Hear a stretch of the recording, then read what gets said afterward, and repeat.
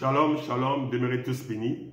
Toi qui m'écoutes en ce moment, je vais te demander de partager massivement ce message dans le but de sauver les âmes de beaucoup de personnes qui recherchent la vérité. Parce que je vais te dévoiler dans ce message le plus grand mensonge qui a été imposé au monde et surtout à ceux-là qui cherchent le salut. Vous voyez, ce mensonge-là est à l'origine de ce que je peux appeler le plus grand génocide spirituel des âmes. C'est pour ça que mon frère, je te demande de suivre jusqu'à la fin. Vous savez, quand on prend le livre de Michée 5, le verset 1 à 3 que je lis. « Et toi, Bethléem, Ephrata, petite entre les milliers de Juda, de toi sortira pour moi celui qui dominera sur Israël et dont l'origine remonte aux temps anciens. » Ici, le prophète Michée, plus de au moins 500 ans avant que le Messie ne vienne, fait cette prophétie.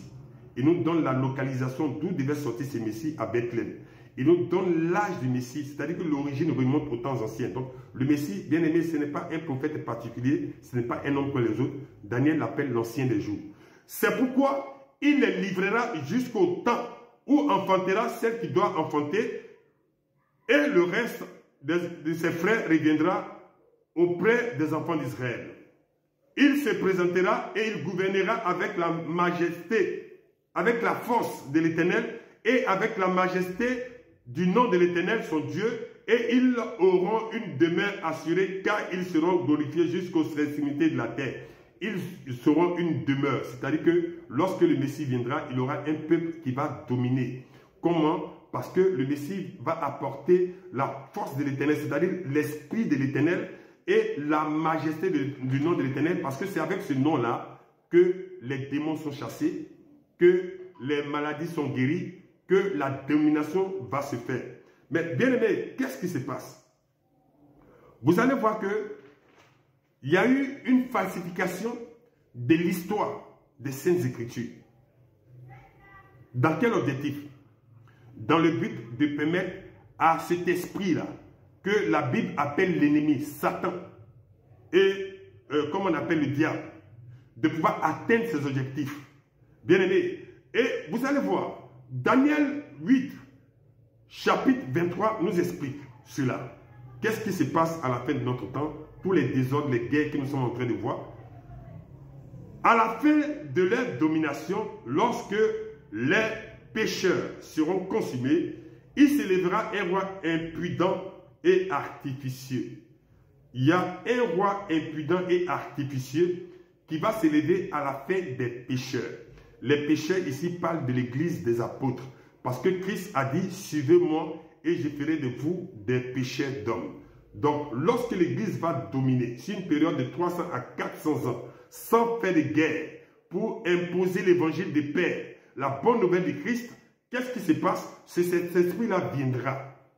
Et il va vraiment jouer un rôle important pour détruire la foi. Dans le verset 24, sa puissance s'accroîtra, mais non pas par sa propre force, il fera d'innombrables ravages, il réussira dans ses entreprises, il détruira les peuples des saints et le peuple des puissants. Ici, vous allez voir que Daniel parle du bouc, de qui devait sortir la petite corne, parce que là c'est la petite corne. Et le bouc, Ézéchiel parle de Gog. Gog qui est à la tête des entités démoniaques qui sont en train d'imposer le nouvel ordre mondial. Et c'est d'eux que Christ dit dans le livre de Matthieu 24, là, lorsque l'abomination de la désolation dont parle Daniel sera là, nous devons faire attention. Et l'apôtre Paul l'appelle Bélial, celui-là qui est en train de détruire la foi à travers ce qu'on appelle le culte des anges déchus, et que l'apôtre Jean appelle la deuxième bête qui monte de la terre, la puissance qui monte des eaux jusqu'à la terre pour imposer ce qu'on appelle l'évangile vraiment des anges déchus. Et quel est l'atout qu'il va utiliser pour pouvoir vraiment réussir? Le verset 25, à cause de sa prospérité et du succès de ses ruses, il aura de l'arrogance dans le cœur. Il fera périr beaucoup d'hommes qui vivaient paisiblement. Il s'élèvera contre le chef des chefs, mais il sera brisé sans l'effort sans l'effort d'aucune force en fait de l'Éternel. Donc, les atouts qu'il va utiliser, on parle de sa prospérité. Ici, Christ dit qu'on ne peut pas servir Dieu et Mammon. À la fin des temps, les hommes seront en train de servir l'argent. L'argent deviendra le Dieu de ces personnes-là. Et là, on parle de Baphomet. Baphomet. Vous voyez? Donc, qu'est-ce qui se passe? Cet esprit-là détient le système. Il détient l'économie. À travers l'argent, il est en train de cacher l'histoire. Il est en train de même façonner la nature des hommes. De telle sorte qu'on est en train d'enseigner que les hommes vraiment n'ont pas été créés par Dieu, que les hommes viennent du singe, que l'homme est un loup pour l'homme qui doit tuer ou être tué. Tous ces genres de choses, c'est lui qui est en train de financer tous ces prophètes-là. Parce que ces littéraires en réalité sont les prophètes du mensonge. Et qu'est-ce qui se passe? On parle du succès de ces ruses. Je vais vous parler de l'une de ces plus grandes ruses. Parce qu'aujourd'hui, vous savez, quand beaucoup disent Jésus, beaucoup ne savent pas qu'en réalité, il y a un esprit dont Daniel qui parle se cache derrière ce nom.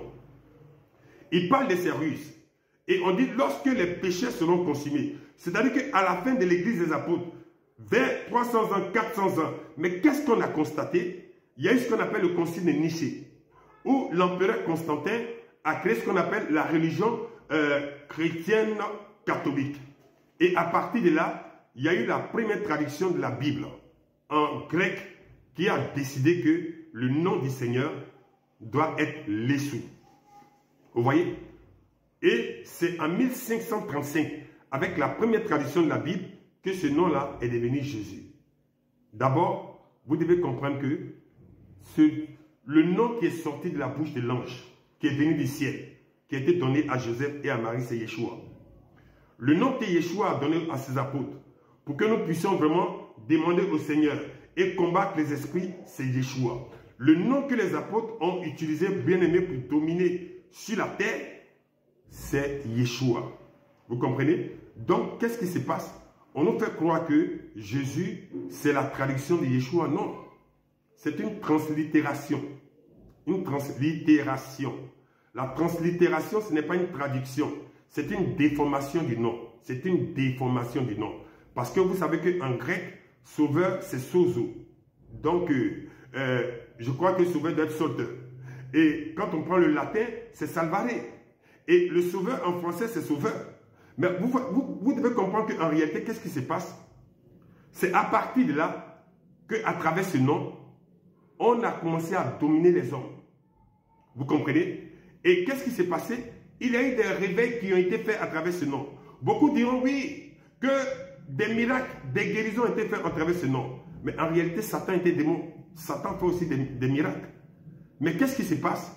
Cet esprit-là, pour éteindre la foi, il utilise ce nom. Parce que c'est ce que le Seigneur veut que son peuple sache. Bien-aimé, Dieu, l'Éternel, ne partage pas son trône. Ce n'est pas son nom qu'il va partager. Lorsque l'apôtre dit dans le livre de 2 Corinthiens 11:4, car si quelqu'un vient vous prêcher un autre Yeshua, ça c'est la version que les apôtres ont écrit, un autre Yeshua que celui que nous avons prêché, et si vous recevez un autre esprit que celui que vous avez reçu, ou un autre évangile que celui que vous avez embrassé, vous le supportez fort bien. C'est en 1500 ans qu'on dit un autre Jésus. Sinon, avant, c'est un autre Yeshua. Qu'est-ce que je veux que vous puissiez comprendre cela? Vous savez, aujourd'hui, après, il y a eu deux personnages. L'apôtre, lorsque le Seigneur a visité le prophète Daniel, le prophète Ézéchiel, vous allez voir que dans les 16 Écritures, son aspect est noir, comme on le dit. Quand il a visité l'apôtre Jean, sous la nouvelle alliance, il est noir. Mais depuis le deuxième millénaire, beaucoup sont visités par un Jésus blanc. Et c'est ce Jésus-là qui est en train de détourner les gens pour les faire croire que c'est lui qui est le Seigneur, pour les conduire dans les ministères. Et nous voyons qu'à travers ce nom, beaucoup de personnes sont en train d'être escroquées, beaucoup de faux miracles sont en train de faire. Parce que le Seigneur me dit qu'il faut que le peuple revienne véritablement en son nom. Sans ce nom-là, personne ne peut être dominé, personne ne pourra être enlevé. C'est pour ça qu'il dit dans le livre d'Apocalypse 3, chapitre 8, « Je connais tes œuvres, puisque tu as peu de puissance, parce que tu as gardé mon nom, ma parole, et que tu n'as pas régné mon nom, j'ai mis devant toi une porte que personne ne peut fermer. Je vais vous faire prochainement beaucoup de révélations sur cet esprit-là qui en réalité est en train de tromper les hommes à travers ce qu'on appelle l'esprit religieux. Partagez ce message, partagez ce message pour que les gens comprennent réellement que le nom véritable, le nom majestueux qui vraiment fait fléchir genoux sur terre, sous terre, au ciel, c'est Yeshua. C'était le frère missionnaire Peter. Amen.